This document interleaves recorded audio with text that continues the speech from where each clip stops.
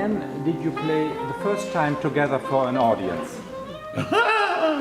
I'll tell you when it probably was. You remember the Junior Philharmonic? You did that Mozart? Yeah, with Barbara Krause. The duet. Yeah, well, I was playing piano. Oh, so I was playing clarinet by then. That's right. Because the You were first time playing is clarinet. okay, yeah, I remember that. That's probably the very first time. Yeah. Because I was playing the clarinet part, the piano part. Right. And it was, I don't know if we did the whole thing or just We the definitely slow did. movement. We did not do the whole thing. Yeah, we did the slow movement Yeah. from do da dee dee da da do do do dee dee dee da dee do dee da, that one.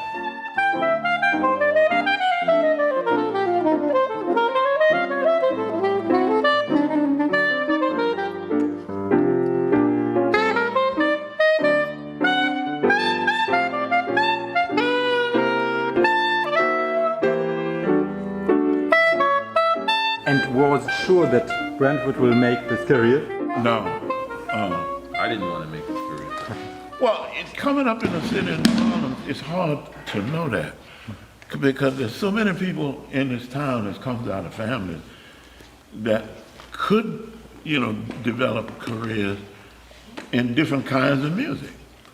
And there were also musicians who were functioning as professionals. Some would be lawyers, and there was one or two who was doctors.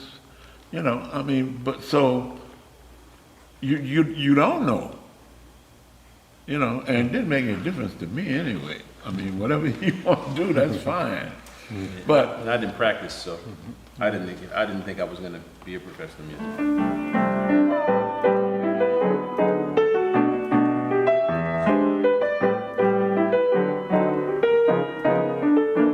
They tried to throw me out of school. My teacher, him and Dr. Bro, they told me, "You're not serious enough to be here. You need to do something else." we did it to Rodney, man. And I was like, man, We told Rodney not to come back at And all. what did they suggest? that I To do become a banker? or- Anything. They said, anything but a musician. You're not serious enough. And I said, well, no, I think I'll stick around. Well, we don't recommend it because you're not serious. I said, okay, sure, all right, fine. And then when it was time to go to university, all of my colleagues were going to conservatories, Juilliard, Curtis Institute in Philadelphia, the one in Cleveland. What's the one in Cleveland? Cleveland Institute. The Cleveland Institute. And I went to a small school 90 miles from here to march in the band. And all the students were laughing, Oh yeah, this one's going to Juilliard. This one, Oberlin, that's what I was talking about. Oh, okay. Kent George's going to Oberlin, and Branford's going to Southern University. They're marching the band. They're not laughing now.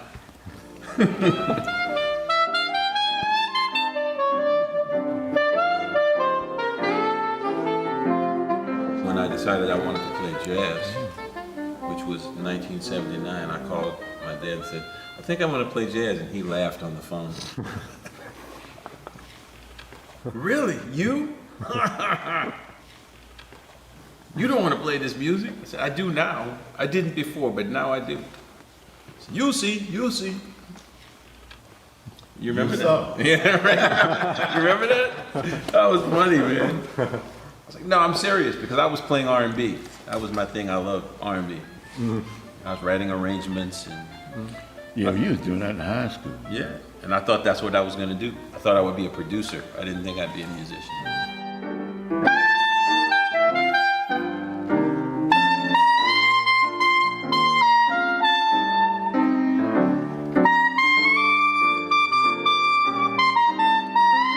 This is the only city in America where you can do that. In the other cities, they play Dixieland, which isn't the same.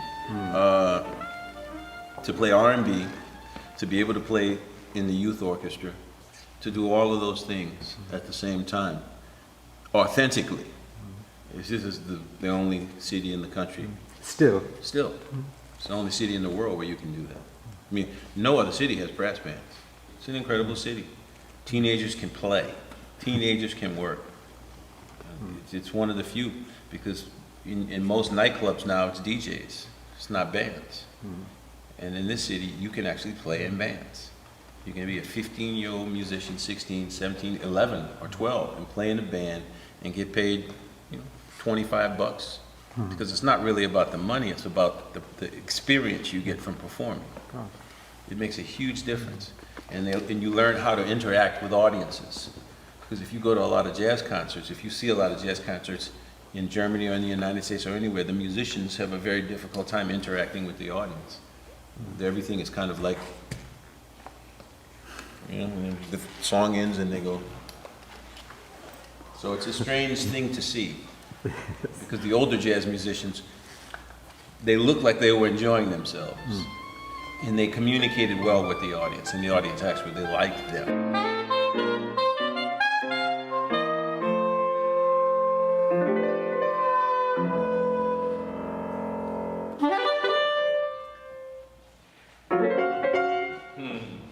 All those musics in America are related. Gospel music, rhythm and blues, and jazz are all very related. And jazz music in its early infancies was dance music. So you had to be able to make people dance. The rhythm had to make people dance. So I actually had an advantage because a lot of guys who are studying jazz now, or who were studying then, they fell in love with the mathematics of the music, and the math, and the linear thinking, and the harmony. But when they play, it doesn't have that beat that makes people dance.